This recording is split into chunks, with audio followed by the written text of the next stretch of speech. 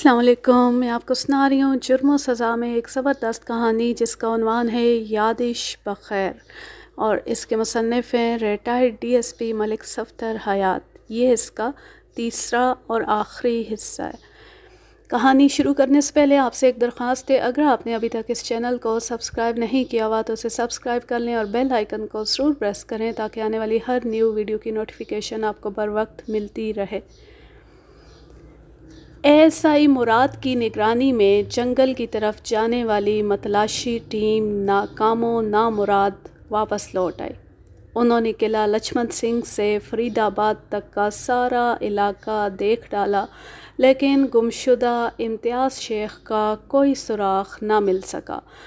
शिरकन गुरबन बहने वाली बड़ी नहर के किनारे तो वो मीलों दूर तक हो आए थे। ASI अपनी रिपोर्ट पेश कर चुका तो मैंने उससे पूछा, छोटे शेख का क्या हाल है? मेरा इशारा मुमताज़ शेख की तरफ था। वो अभी आपकी आमद से थोड़ी देर पहले घर गया है, कह रहा था 1-2 घंटे में वापस आ जाएगा। दरअसल निज़ामपुरा से शेख फ़याज़ आया हुआ है, वो अपने भाई से मिलने गया है। मुराद की बात सुनकर अंदाज़ा हुआ कि इम्तियाज़ शेख की पुरअसरार गुमशुदगी वाली ख़बर अब तक काफ़ी फैल चुकी थी। फ़याज़ शेख इम्तियाज़ और मुमताज़ का भाई था जो अलग थलग निज़ामपुरा में रहता था। मैंने मुराद से पूछा, इम्तियाज़ की तलाश के दौरान तुमने मुमताज़ पर भी नज़र रखी थी या जनाब आपका हुक्म था? मैं कोताही कैसे बरतता? फिर क्या नताइज बरामद हुए इस निगरानी के? मैंने यही महसूस किया है वो अपने भाई की गुमशुदगी में किसी तौर मुलविस नहीं। मैं गहरी सांस खारिज करके रह गया। ASI ने मुझसे पूछा, मलिक साहब आप फरीदाबाद में इरशाद अहमद से मिलने गए थे, वहाँ का क्या रहा? अभी थोड़ी देर पहले आपने अमले के चंद अफराद को उस महाज की तरफ रवाना भी किया है। इससे लगता है कि वहाँ के हालात खासे सनसनी खेज़ हैं। तुम्हारा अंदाज़ा बिल्कुल दुरुस्त है। फिर मैंने उसे मुख्तसर अल्फाज में सूरत हाल से आगाह कर दिया। वो बड़ी दिलचस्पी से मेरी बात सुनता रहा। मैं खामोश हुआ तो उसने जोश भरे अंदाज में कहा, मलिक साहब ये तो मसला ही हल हो गया। मुझे पक्का यकीन है तोती पहलवान ही ने इम्तियाज़ शेख को कहीं इधर उधर कर दिया है। बज़ाहिर तो यही नज़र आ रहा है, लेकिन यकीनी सूरत हाल के लिए हमें थोड़ा इंतज़ार करना पड़ेगा। मुझे उम्मीद है कल शाम तक इस केस की कोई शक्ल निकल कर सामने आ जाएगी। हमारे दरमियान काफ़ी देर तक इसी मौजू पर बातचीत होती रही। फिर यह सिलसिला मुमताज़ शेख की आमद पर मुनक़ता हो गया। मुमताज़ मेरे कमरे में आया तो ASI भी वहाँ मौजूद था। उसने सवालिया नज़र से ASI को देखा और मुझसे मुखातिब होते हुए बोला, थानेदार जी मैं तन्हाई में आपसे एक बात करना चाहता हूँ। मैं यही समझा वो इम्तियाज़ शेख की बाज़याबी की मुहिम के सिलसिले में मुझे किसी मुफीद मशवरे से नवाजना चाहता है। मैंने ASI को कमरे से जाने का इशारा किया। जब उस कमरे में मेरे और मुमताज़ के सिवा और कोई न रहा तो मैंने उससे पूछा, हाँ बोलो, तो मुझसे कौन सी ज़रूरी बात करना चाहते हो? मेरे कयास के मुताबिक वो इम्तियाज़ शेख की गुमशुदगी के बारे में ही बात कर रहा था। थानेदार जी पूरे दिन की खज्जल ख्वारी के बाद मैं इस नतीजे पर पहुंचा हूँ कि भाई साहब के साथ उस जंगल में कोई हादसा पेश नहीं आया। फिर तुम क्या कहना चाहते हो? मेरा ख़याल है उधर किला लक्ष्मण सिंह ही में उनके साथ कोई गड़बड़ हुई है। मैं सीधा होकर बैठ गया और कुरेदने वाले अंदाज में पूछा, ज़रा खुलकर बात करो मुमताज़ शेख। उसने चौकन्ना नज़र से इधर उधर देखा और राज़दाराना अंदाज में बोला, मुझे भाभी खदीजा पर शक है जनाब। ये क्या कह रहे हो? तुम्हारा मतलब है खदीजा ने खुद ही अपने शोहर को कहीं गायब कर दिया या करवा दिया? हाँ जी, मैं ऐसा ही महसूस कर रहा हूँ। मैं आज सुबह खदीजा से मिल चुका हूँ और उसकी हालत को भी अच्छी तरह मुलाहिज़ा किया है। वो अपने शोहर की गुमशुदगी पर बेहद परेशान है। तुम बिल्कुल ग़लत अंदाज में सोच रहे हो मुमताज़ शेख। जनाब मैंने जो महसूस किया वो आपके सामने बयान कर दिया। इस पर यकीन करना ना करना आपकी मर्ज़ी पर मुनहसर है। तुम किस बिना पर अपनी भाभी को मुर्द इल्ज़ाम ठहरा रहे हो? थानेदार साहब आप नहीं जानते खदीजा कितनी तेज़ औरत है। وہ بھابھی کے لیے اپنے دل میں چھپی نفرت اور کدورت کو سامنے لاتے ہوئے بولا، اس چالاک عورت نے بھائی صاحب کو پورے خاندان سے کاٹ کر رکھ دیا ہے۔ وہ کسی بھی وقت کچھ بھی کر سکتی ہے۔ وہ دولت کی خاطر کسی بھی انتہا کو جا سکتی ہے۔ دولت کی خاطر؟ تم کس دولت کا ذکر کر رہے ہو؟ میری معلومات کے مطابق 3,000 روپے والے معاملے سے صرف 3 افراد واقف تھے، یعنی رقم دینے والا ارشاد احمد، رقم وصول کرنے والا امتیاز شیخ اور اس کی بیوی خدیجہ، جسے اتنا معلوم تھا کہ اس کا شوہر 3,000 روپے لینے فرید آباد ارشاد احمد کے پاس گیا تھا، اور اب یہ ممتاز شیخ بھی دولت کا ذکر کر رہا تھا۔ یہ بات میرے لیے حیران کن تھی۔ یہ تو سوچنا ہی حماقت ہوتا کہ بھابھی نے دیور کو رقم والی بات بتائی ہوگی۔ اس نے میرے سوال کے جواب میں بتایا، مجھے پتہ چلا ہے بھائی صاحب کسی سے ایک تگڑی رقم لے کر آنے والے تھے۔ 3,000 روپے کوئی معمولی رقم تو نہیں ہوتی نا۔ تمہیں یہ بات کس نے بتائی؟ بس جی، ادھر ادھر سے اڑتے ہوئے میں نے بھی سن لی، وہ بے نیازی سے بولا۔ یہ خبر کوئی پتنگ نہیں جو ادھر ادھر اڑتی پھر رہی ہو۔ وہ خاموش نظر سے مجھے دیکھتا چلا گیا۔ تم خواہ مخواہ اپنی بھابھی پر شک کر رہے ہو۔ میرا خیال ہے وہ اس معاملے میں سب سے زیادہ بے قصور ہے، بلکہ مظلوم ہے۔ وہ مایوسی سے گردن ہلاتے ہوئے بولا، تھانے دار صاحب، میں نے تو عرض کیا ہے نا، یہ آپ کی مرضی پر منحصر ہے کہ میری بات کا یقین کریں یا نہ کریں۔ میں نے اپنے محسوسات آپ تک پہنچا دیے، اور میں بھی تم سے جو کچھ کہہ رہا ہوں وہ بے بنیاد نہیں۔ شاید تمہیں تازہ ترین حالات کی خبر نہیں ہے۔ تازہ ترین حالات؟ جواب میں نے اسے فرید آباد اور منڈی بلال گنج میں اپنی کارروائی سے آگاہ کیا، اور آخر میں کہا، طوطی پہلوان کے 2 کارندے شوکت علی اور منظور اس وقت میرے تھانے کی حوالات میں بند ہے۔ مجھے امید ہے کل تک طوطی پہلوان بھی قانون کی گرفت میں آ جائے گا، پھر تمہارے بھائی کی گمشدگی کا راز بھی کھل کر سامنے آ جائے گا۔ آپ نے تو ادھر کے خاصے سنسنی خیز حالات بتائیں۔ وہ حیرت سے دیدے پھاڑ کر مجھے دیکھتے ہوئے بولا، پھر بھی میں یہی کہوں گا کہ خدیجہ کو آپ ضرور چیک کریں۔ اس کے گھر کی تلاشی کوئی نیا رنگ دکھا سکتی ہے۔ تمہارا مطلب ہے خدیجہ نے اپنے شوہر کو گھر کے اندر کہیں چھپا رکھا ہے؟ ایسا بھی ہو سکتا ہے جناب، اور یہ بھی ممکن ہے جن 3,000 روپے کا ذکر ہو رہا ہے وہ رقم گھر کے اندر سے ہی برآمد ہو جائے۔ ممتاز شیخ، تم ایک بے بنیاد بات کر رہے ہو۔ بہرحال میں تمہاری اس بات کو یکسر رد نہیں کروں گا۔ میں پہلے بھی خدیجہ کے گھر سے ایک چکر لگا کر آ چکا ہوں، کل تفصیلی تلاشی بھی لے ڈالوں گا۔ اب مجھے اجازت دیں تھانے دار صاحب، گھر میں نظام پورہ سے چند مہمان آئے ہوئے ہیں، ان کو بھی دیکھنا ہے۔ مجھے پتہ چلا ہے تم سے بڑا بھائی فیاض شیخ نظام پورہ سے آیا ہے۔ جی ہاں، میں نے انہی مہمانوں کا ذکر کیا۔ فیاض شیخ اس معاملے میں کیا کہتا ہے؟ وہ خدیجہ کے رویے پر سخت برہم ہے۔ کیوں؟ خدیجہ نے اس کے ساتھ ایسا کیا کر دیا؟ فیاض بھائی امتیاز بھائی کی گمشدگی کا سن کر قلعہ لچھمن سنگھ آئے تھے، اور جب وہ ان کے گھر گئے تو خدیجہ نے دروازہ ہی نہیں کھولا۔ بولی، تم سب لوگ میرے دشمن ہو، میں کسی کی شکل بھی نہیں دیکھنا چاہتی، دفع ہو جاؤ یہاں سے۔ بھائی فیاض کو اس کے رویے سے سخت تکلیف پہنچی اور وہ خاموشی کے ساتھ میرے گھر آ گئے۔ اب آپ ہی بتائیں، ایسے ہوتے ہیں رشتہ دار؟ ہم اپنے بڑے بھائی کے دشمن کیسے ہو سکتے ہیں؟ کیا خدیجہ نے فیاض کے ساتھ واقعی ایسا کیا ہے؟ آپ فیاض بھائی سے پوچھ لیں، اگر میری بات کا یقین نہیں ہے تو۔ ٹھیک ہے، میں اس سے بھی پوچھوں گا۔ ویسے خدیجہ ایسی نظر تو نہیں آتی۔ یہی تو اس کا کمال ہے جناب، وہ اپنی رونی صورت اور چہرے کی معصومیت سے خود کو مظلوم اور بے قصور ثابت کر دیتی ہے۔ آپ اس عورت کو نہیں جانتے تھانے دار صاحب، ہمارا تو کئی سال سے واسطہ ہے نا۔ خدیجہ، وہ اپنی بھابھی کی مخالفت میں بول رہا تھا، اور یہ ناپسندیدگی 2 طرفہ تھی۔ خدیجہ بھی اپنے دیور کے بارے میں ایسے ہی خیالات رکھتی تھی۔ دونوں میں سے کون صحیح تھا اور کون غلط، میں فی الحال یہ نہیں جانتا تھا۔ میرا تو نیا نیا واسطہ پڑا ہے ممتاز، تم فکر نہ کرو، میں بھی جلد ہی اسے جان لوں گا۔ تھوڑی دیر کے بعد وہ مجھ سے ہاتھ ملا کر تھانے سے رخصت ہو گیا۔ اگلے روز صبح ہی صبح بارش شروع ہو گئی۔ میں نے کئی مرتبہ تھانے سے نکلنے کا ارادہ کیا لیکن اپنے عزائم کو عملی جامہ نہ پہنا سکا۔ اس دوران ایک لمحے کے لیے بھی بارش نے وقفہ نہ دیا۔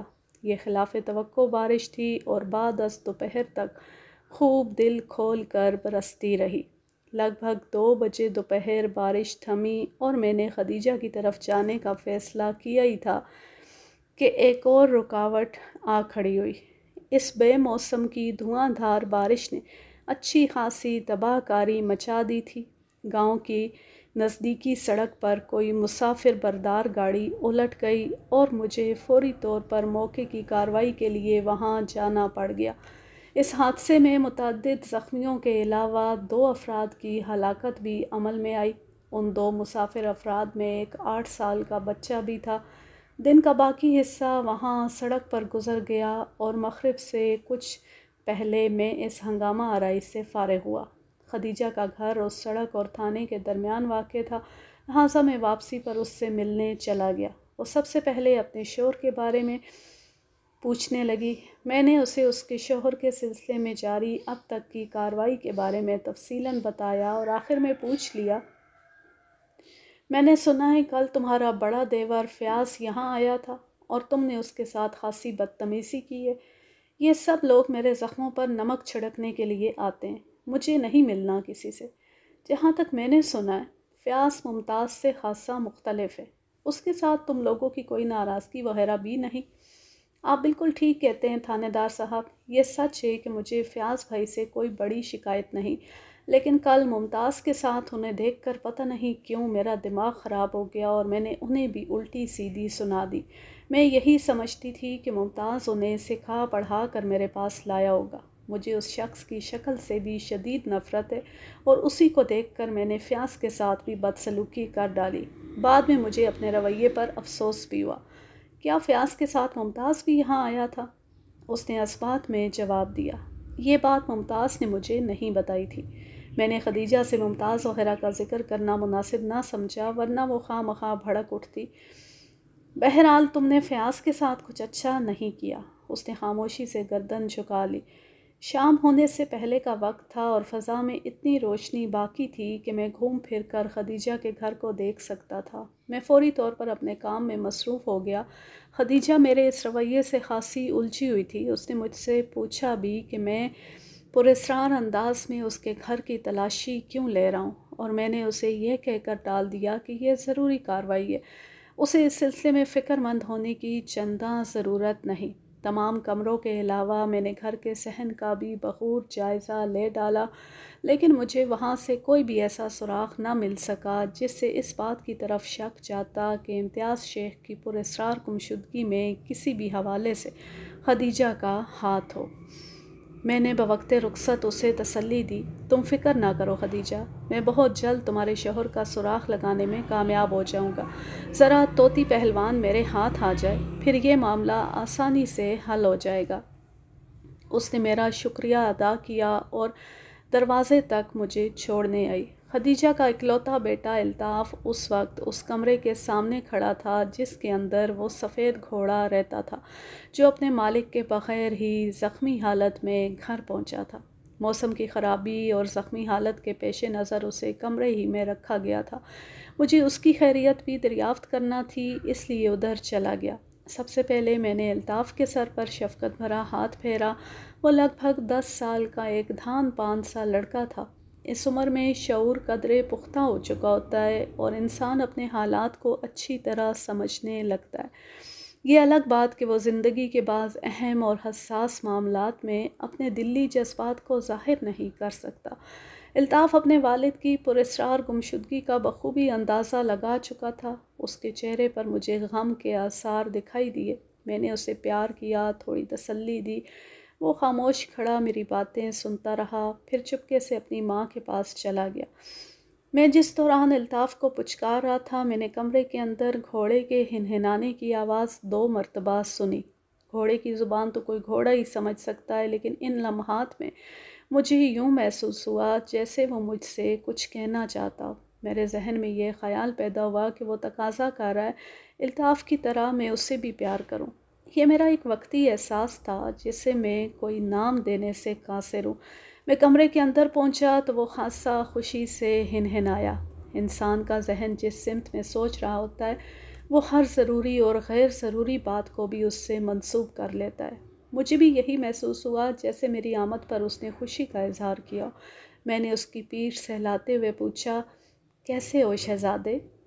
جواب میں وہ ایک مرتبہ پھر ہنہنایا۔ میں یہی سمجھا وہ مجھے اپنی خیریت سے آگاہ کر رہا ہے۔ میں نے اسے دروازے کے قریب لا کر اس کی گھائل ٹانگوں کا جائزہ لیا۔ ڈنگر ڈاکٹر ظہوری بڑی توجہ سے اس کا علاج کر رہا تھا۔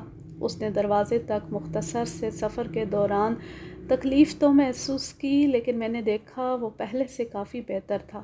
میں نے اس گھوڑے سے دوبارہ آ کر اسے دیکھنے کا وعدہ کیا اور خدیجہ کے گھر سے نکل آیا۔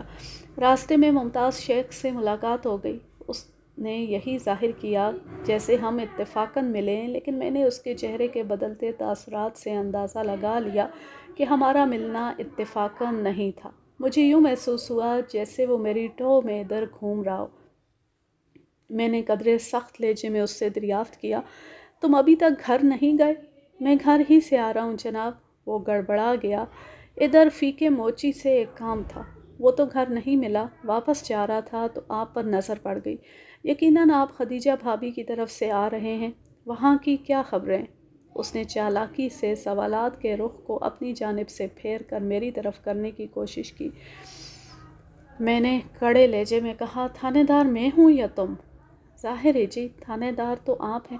پھر اپنی زبان کو قابو میں رکھو اور تھانے دار بننے کی کوشش نہ کرو۔ میں نے کیا کیا ہے تھانے دار صاحب؟ صرف میرے سوالات کو غور سے سنو اور سوچ سمجھ کر ان کا جواب دو۔ تم نے مجھ سے جھوٹ کیوں بولا تھا؟ میں نے کون سا جھوٹ بولا ہے جناب؟ کسی حقیقت کو ادھورا بیان کرنا بھی ایک قسم کی دروغ گوئی ہوتی ہے۔ تم نے مجھے یہ کیوں نہیں بتایا کہ فیاض شیخ کے ساتھ تم بھی خدیجہ کے گھر گئے تھے؟ میں آپ کو بتانا بھول گیا تھا جناب۔ خدیجہ نے تمہاری ہی وجہ سے فیاض کو گھر میں داخل نہیں ہونے دیا۔ اگر اسے تمہاری شکل نظر نہ آتی تو اپنے دیور فیاض کو دروازے پر سے نہ لوٹاتی۔ فیاض کے لیے اس کے دل میں مخالفانہ جذبات نہیں ہیں۔ وہ یہی سمجھی کہ تم فیاض کو کوئی الٹی سیدھی پٹی پڑھا کر وہاں لائے ہو۔ خدیجہ میرے بارے میں ہمیشہ بدگمان رہتی ہے۔ فیاض کے ساتھ اگر وہ مجھے بھی گھر میں بٹھا لیتی تو اس کا کون سا نقصان ہو جاتا؟ میں بھی تو فیاض کی طرح اس کا دیور ہوں۔ بھائی صاحب کے گھر پر ہم دونوں کا ایک ہی جیسا حق ہے۔ یہ تمہارا خیال ہے اور میں اس سلسلے میں تم سے بحث نہیں کرنا چاہتا۔ بہرحال خدیجہ ایسا نہیں سمجھتی اور میری معلومات کے مطابق امتیاز شیخ بھی تمہیں وہ اہمیت نہیں دیتا رہا جو فیاض شیخ کو حاصل ہے۔ یہی تو مصیبت ہے جناب۔ پتہ نہیں ان لوگوں کو مجھ سے ایسی کون سی دشمنی ہے۔ دوستی اور دشمنی کا حساب کتاب تم بعد میں کرتے رہنا۔ تمہیں میں یہی تاکید کروں گا کہ خدیجہ کی ٹو میں رہنا چھوڑ دو، ورنہ تمہارے خلاف قانونی چارہ جوئی کے لیے میں مجبور ہو جاؤں گا۔ ٹھیک ہے تھانے دار صاحب، میں آپ کے اس حکم کو یاد رکھوں گا۔ کیا فیاض شیخ اس وقت تمہارے گھر میں موجود ہے؟ فیاض شیخ امتیاز شیخ کا بھائی تھا اور میری معلومات کے مطابق ان دونوں بھائیوں کے درمیان ناخوشگوار تعلقات بھی نہیں تھے۔ وہ اگر بھائی کی گمشدگی کا سن کر نظام پورہ سے قلعہ لچھمن سنگھ آ ہی گیا تھا تو اس سے مل لینا ضروری تھا۔ بھائی فیاض تو واپس چلا گیا ہے۔ وہ کب گیا؟ جب میں تھانے سے گھر پہنچا تو وہ جانے کے لیے تیار بیٹھا تھا۔ خدیجہ کے رویے نے اسے ایسا دل برداشتہ کیا کہ اس نے واپس جانے کا پروگرام بنا لیا۔ میں تھوڑی دیر پہلے ہی اسے روانہ کر کے آیا ہوں۔ میں ایک گہری سانس لے کر رہ گیا۔ اب فیاض شیخ سے ملاقات کی ایک ہی صورت تھی کہ یا تو میں اسے یہاں قلعہ لچھمن سنگھ طلب کر لیتا یا پھر اس کے پاس نظام پورہ چلا جاتا۔ یہ دونوں کام یا ان دونوں میں سے کوئی بھی ایک کام کل صبح ہی ہو سکتا تھا۔ میں نے ممتاز شیخ کو کچھ اور ہدایات دیں اور واپس تھانے آ گیا۔ میں امید کر رہا تھا کہ اس روز منڈی بلال گنج کی طرف سے کوئی خوشخبری سننے کو ملے گی، لیکن میری یہ توقع پوری نہ ہو سکی۔ ایک تو بارش نے بھی اس دن کی کارکردگی کو خاصا متاثر کیا تھا۔ البتہ اگلے روز دوپہر کے وقت وہ پولیس ٹیم واپس آ گئی جسے میں نے طوطی پہلوان کی گرفتاری کے لیے منڈی بلال گنج روانہ کیا تھا۔ اس روز مارچ کی غالباً 26 تاریخ تھی۔ امتیاز شیخ کی گمشدگی کی رپورٹ 24 مارچ کی صبح خدیجہ نے درج کروائی تھی۔ امتیاز گزشتہ روز یعنی 23 مارچ کی شام سے غائب تھا۔ پوری ٹیم کے ساتھ سودی شاہ بھی آیا تھا، اور سب سے زیادہ خوشخبری کی بات یہ تھی کہ وہ پارٹی طوطی پہلوان کو گرفتار کر کے اپنے ساتھ لے آئی تھی۔ وہ بدبخت آج صبح ہی وزیر نگر سے واپس لوٹا تھا، اس لیے ایک دن کی تاخیر ہو گئی۔ میں نے اس حوالدار کو اپنے کمرے میں بلا لیا جو طوطی پہلوان کو گرفتار کر کے یہاں تک لایا تھا۔ اس نے میرے پاس آ کر بڑے جوشیلے انداز میں اطلاع دی، ملک صاحب، آپ کا مطلوبہ مجرم حاضر ہے۔ میں نے اس کارنامے پر اس کی کارکردگی کو مناسب الفاظ میں سراہا اور اس بارے میں اہم سوالات کرنے کے بعد پوچھا، وہ کنٹوٹا بدماش گمشدہ امتیاز شیخ کے بارے میں کیا بتاتا ہے؟ وہ اس سلسلے میں کوئی بھی بات قبول کرنے کو تیار نہیں۔ طوطی بلال گنج منڈی کا ایک دہشت نشان مجرم ہے جناب، اس کی گرفتاری کے لیے ہمیں خاصی دقت اٹھانا پڑی ہے۔ اگر سودی شاہ کا تعاون ہمیں حاصل نہ ہوتا تو یہ بندہ تو ہاتھ سے پھسلا جا رہا تھا۔ اس دم کٹے بدماش کی دہشت کا ایک گراف میں خود چیک کروں گا، تم اسے لے کر میرے پاس آ جاؤ۔ جناب سودی شاہ بھی آپ سے ملاقات کے لیے بیتاب ہے، اس سے میں بعد میں ملاقات کرتا ہوں، تم پہلے طوطی پہلوان کو اندر لاؤ۔ Okay sir. تھوڑی دیر بعد مذکورہ مجرم بشارت عرف طوطی پہلوان میرے کمرے میں حاضر تھا۔ حوالدار نے اسے میری میز کے ادھر لا کر کھڑا کر دیا اور خود تن کر اس کے قریب ہی جم گیا۔ اس کا انداز ایسا تھا جیسے میری جانب سے اشارہ پاتی وہ شروع ہو جائے گا۔ میں تنقیدی نظر سے طوطی پہلوان کا جائزہ لینے لگا۔ اس کا نام طوطی پہلوان کچھ غلط نہیں رکھا گیا تھا، اس کی ناک کسی طوطے کی مانندی ایک خاص زاویے میں جھکی ہوئی تھی، بدن کسرتی اور قدرے پھیلا ہوا۔ وہ بنا بنایا ایک بدماش تھا، اگر کسی کو اس کے کرتوت معلوم نہ بھی ہوتے تو وہ اس کی صورت دیکھتی ہی جان جاتا۔ میں نے سنا ہے طوطی، تم بڑی اڑی کر رہے ہو، کیا کافی دنوں تک ہماری میزبانی کا لطف اٹھانے کا ارادہ ہے؟ جب مجھ پر خواہ مخواہ کے الزامات عائد کیے جائیں گے تو میں تائید کیسے کروں گا جناب؟ آپ کے بندے نے میرے ساتھ بڑی زیادتی کی ہے۔ کیا یہ غلط ہے کہ تم اپنے ڈیرے پر جوئے کا اڈہ چلاتے ہو، وہاں شراب و شباب کی محفلیں سجائی جاتی ہیں؟ وہ دوسری بات ہے جناب، لیکن آپ کے حوالدار صاحب تو مجھ پر کوئی اور ہی سنگین الزام لگا رہے ہیں، جبکہ میرا امتیاز شیخ سے کوئی تعلق نہیں۔ تم جسے دوسری بات گردان رہے ہو وہ بھی کچھ کم سنگین نہیں ہے۔ تم میرے تھانے کی حدود میں جس نوعیت کا کاروبار جمائے بیٹھے ہو، اس سلسلے میں تمہیں لمبے عرصے کے لیے جیل کی سلاخوں کے پیچھے بھجوا سکتا ہوں۔ یہ نہ بھولو کہ میرے پاس تمہارے جرائم کے بڑے ٹھوس اور ناقابل تردید ثبوت موجود ہیں۔ اس نے بے چین نگاہ سے مجھے دیکھا، ثبوت والی بات نے اسے ہراساں کر دیا تھا۔ یہ ممکن نہیں تھا شوکت علی اور منصورے کی گرفتاری اس سے پوشیدہ رہی ہو۔ اس نے کچھ کہنے کے لیے منہ کھولا ہی تھا کہ میں نے اپنی بات کو آگے بڑھایا۔ طوطی، تم جس دعوے کو بے بنیاد اور غلط الزام کہہ رہے ہو، اس بارے میں بھی میں نے بڑی گہری معلومات حاصل کر لی ہیں۔ تمہاری جان بڑے بھیانک شکنجے میں آ چکی ہے۔ تم یہ کہہ کر نہیں چھوٹ سکتے کہ امتیاز شیخ سے تمہارا کوئی تعلق نہیں۔ جناب میں بالکل سچ کہہ رہا ہوں، آپ میری بات کا یقین کیوں نہیں کرتے؟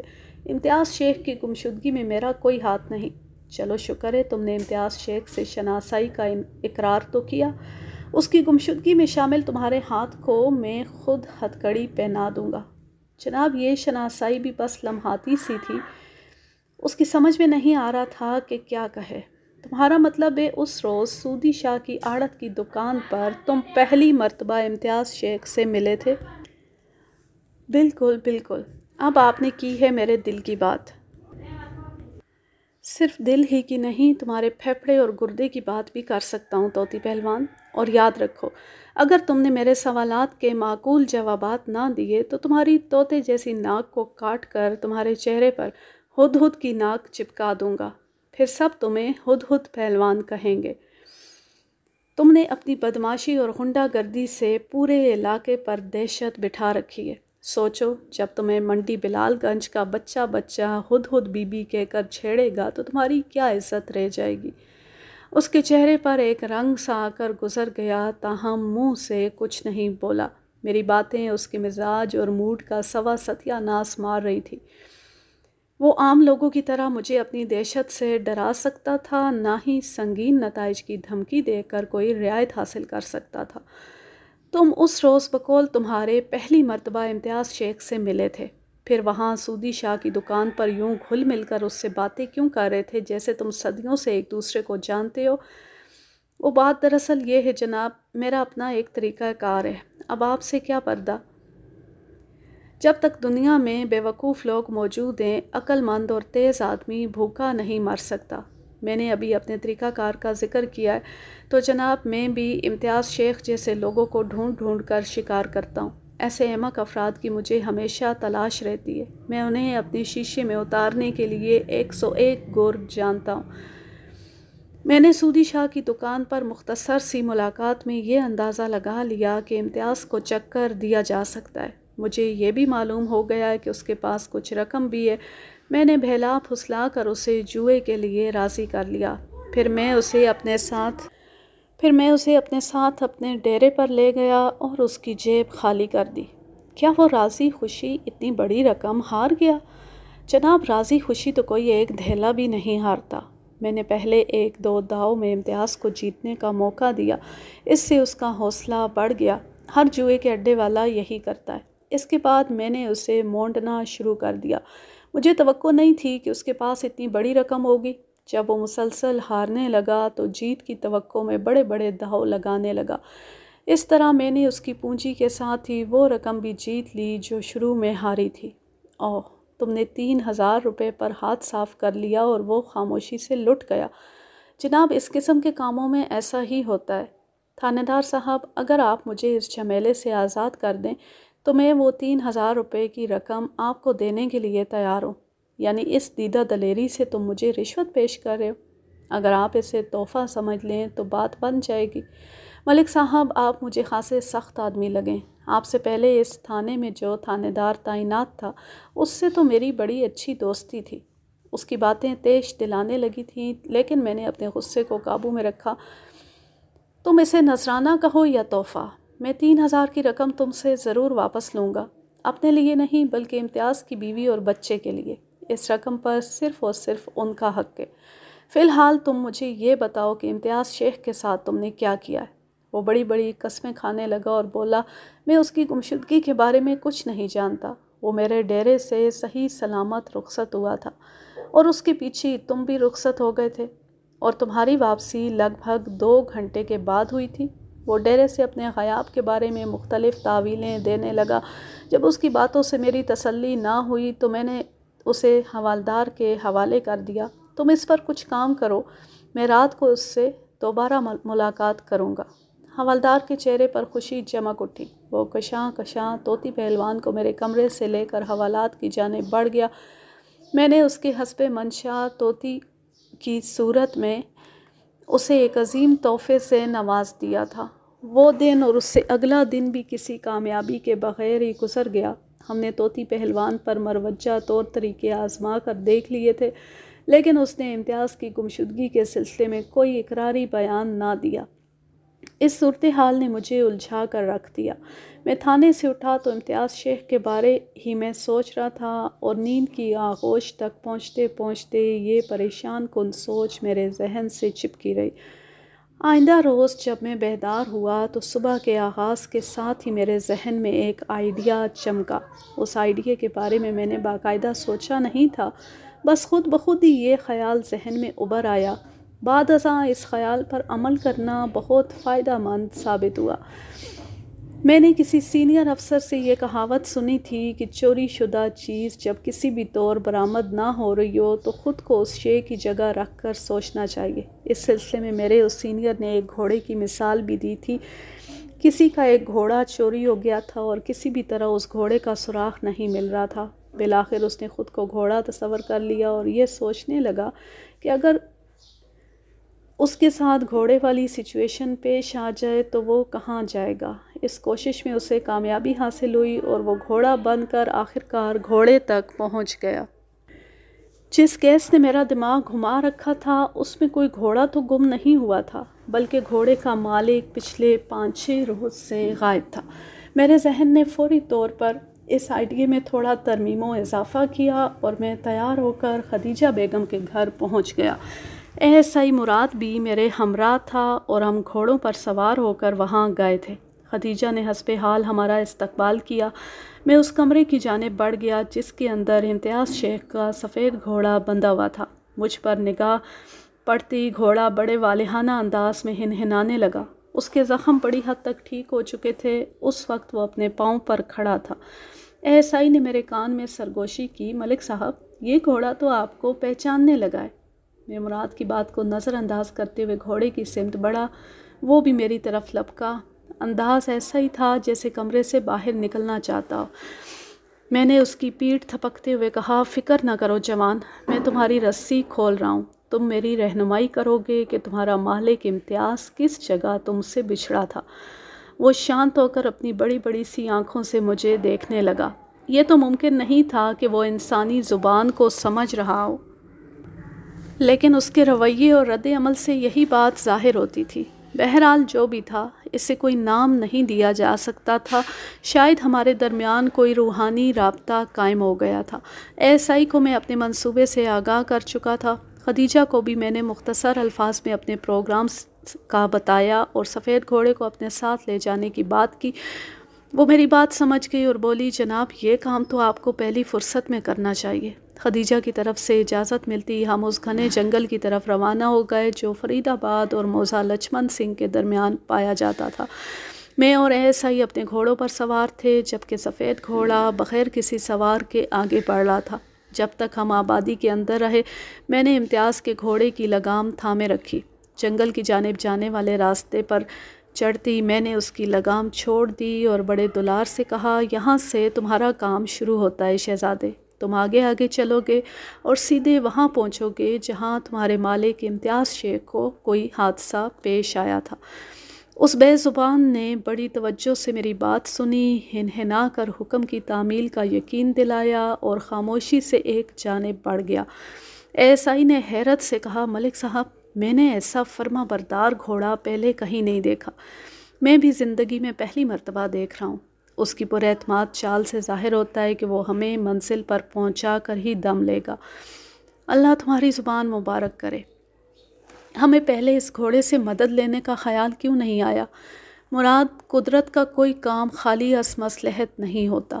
یہ بھی تو دیکھو، یہ بے زبان پہلے چلنے کے قابل ہی کہاں تھا۔ اب یوں محسوس ہو رہا ہے ہم اپنی منزل سے بہت قریب ہیں۔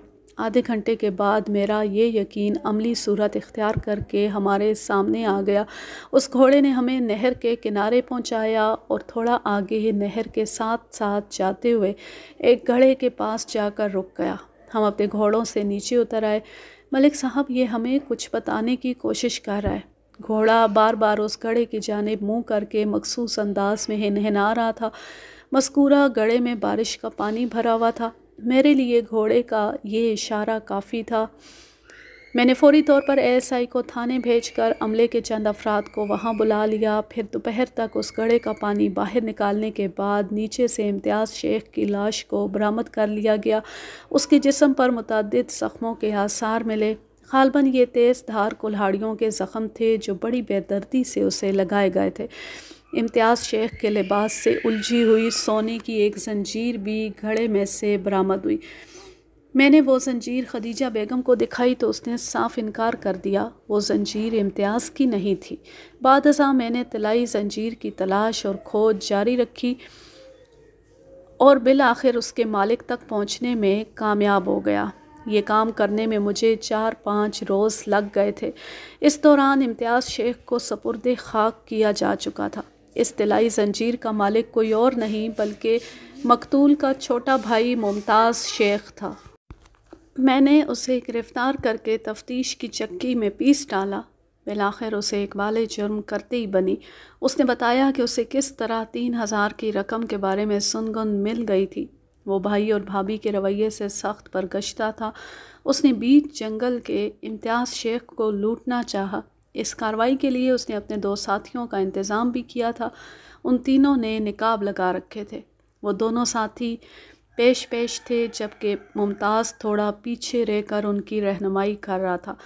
امتیاز کے پاس سے جب کوئی رقم برآمد نہ ہوئی تو انہوں نے ناکام ہو کر درندگی کا مظاہرہ کیا اور کلہاڑیوں کے وار کر کے اسے جان سے مار ڈالا۔